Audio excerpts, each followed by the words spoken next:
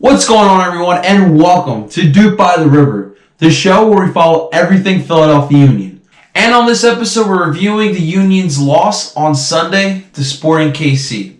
Coming up next.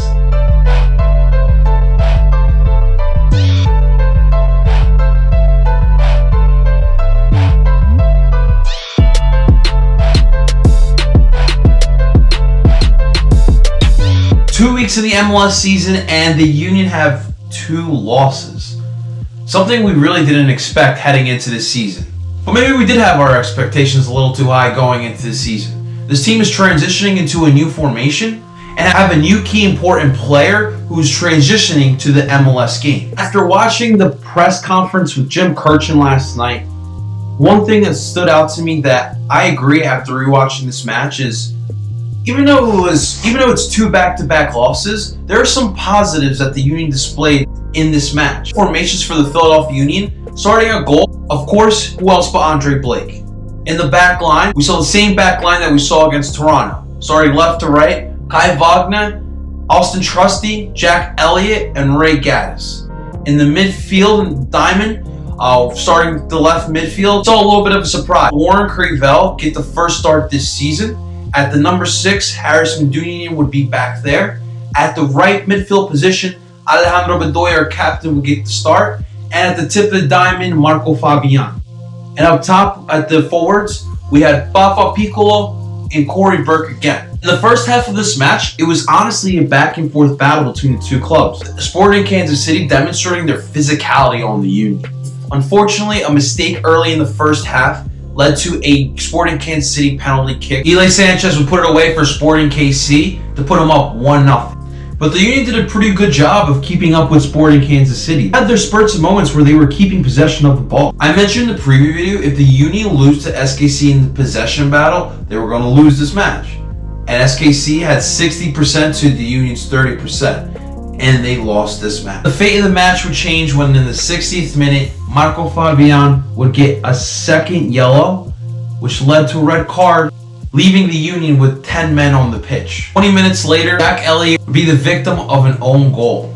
A tough break for a guy who actually had a pretty well match on Sunday. One thing we have to mention is Marco Fabian. I love the fire that he has. He's a Mexican player. If you know anything about Mexican soccer players, those guys have a fire inside of them when they play. And when they're angry, that fire just explodes. They play like little toros, little bulls if you don't know what that means. On the first yellow, it was unacceptable. Anytime you're going to jump for a ball, your elbow should not be above your head. And on the second yellow card that got him ejected, that's a questionable call. I don't know if Marco intended to step on Johnny Russell. But Marco had a couple late shoves. He was getting after it. He was being aggressive all throughout the match. And he got lucky on a couple occasions. Now this is back-to-back weeks that Marco gets into it with one of the better players on the other team. Obviously last week we saw what happened with Michael Bradley. And this week he was going at it with Johnny Russell. In this instance though, Johnny Russell would win this battle. I absolutely want to continue seeing Marco play with this fire, but he needs to be smarter. We cannot win matches when he's not on the pitch and we're down to 10 guys when the other team have 11. Another player I want to talk about is Kai Wagner. In the preview video, we talked about how Sporting Kansas City would try to exploit that weakness of the inexperience of Kai Wagner and Matt Real. But I must say that Kai Wagner after this match has stamped his starting position on the left side of the pitch. He played absolutely well. He had a couple interceptions, he was sliding for balls, and he looked so much more comfortable than he did in that Toronto match. Much improved performance by the midfield in this match as well. Warren Creevell got the start in the left side of the diamond, which was a bit of a surprise. But he honestly looked better in 70 minutes than Ilsinho did in 50 minutes last week. Dunian also picked it up as well, which I really commended. We talked about in the preview video how this was going to be a make or break match for him. I still don't think we have found our answer at the left midfield. We will see what Jamiro Monteiro brings us when he comes in 2 weeks. But for now, that's still a question mark. After 2 weeks of the MLS season, we are in last place, folks.